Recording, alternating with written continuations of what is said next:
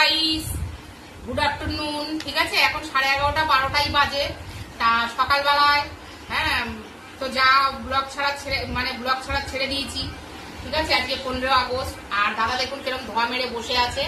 আর বাজারে গেছিলাম, বড় বাজার বলতে মানে কি অন্যরকম বুঝবেন না, মানে আমাদের পাড়ার বাজার না, মানে শ্রীরামপুরের দিকে বড় বাজার গেছি। আর কি এনেছি দেখুন, আমার ফেভারিট ইলিশ মাছ 2000 টাকা কেজি। এখানে 1800 টাকার ইলিশ মাছ আছে। আজকে আমার ছেলে বলেছে, মা আমি ভাপা খাবো, তা মাইক্রো ওভেনে দেবো বলেছি। বলছে মাইক্রো ওভেনে খাবো না, তুমি যেমন আগে ভাতের মধ্যে দিতে কচু পাতা দিয়ে, তো কচু পাতা পাইনি, এমনি করবো। আর এই দেখুন 1000 টাকা করে ভেটকি মাছ, চেনেন তো? দেখুন এই দেখুন, এই ভেটকি মাছটা নিয়ে এসছি। আমার বেবি না ইলিশ খায় না, ও আজকে 1 পিস ভেজে দেবো। এইটা ভেটকি মাছের পাতুরিটা শনিবার দিনকে করবো, কালকেও করবো না। ঠিক আছে, আর এই ভেটকি মাছটা নিয়ে এসছি। দোকানে বলেছি দাদা থাকবে তো, বলেছে হ্যাঁ। আর এই ইলিশ মাছটা করবো। আর কচুর শাক নিয়ে এসেছি, কচুর শাকটা তো ওখানে আছে। এই একটু এনে দে তো কচুর শাকটা তাড়াতাড়ি।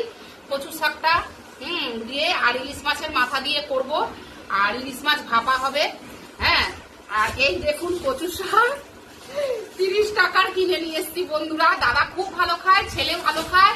তা এই শাক না এই বর্ষায় খেলে একটু পটির প্রবলেম হয়, তবুও নিয়ে এসছি করবো।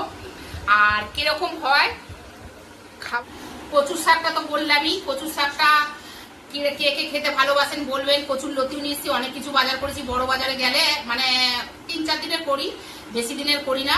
ঠিক আছে, আর কোথা থেকে ভিডিওটা দেখছেন প্লিজ কমেন্টে জানাবেন। ঠিক আছে, আর আমাকে তো সবসময় বলে হিন্দিতে বলতে, কিন্তু হিন্দিতে আমার বলা হয় না। আমি বেঙ্গল, আমি কি করে ভুলে যাবো যে আমি নর্থ বেঙ্গল নয়। ঠিক আছে, আমি নর্থ বেঙ্গল। এই বন্ধুরা যা পারছি বলছি।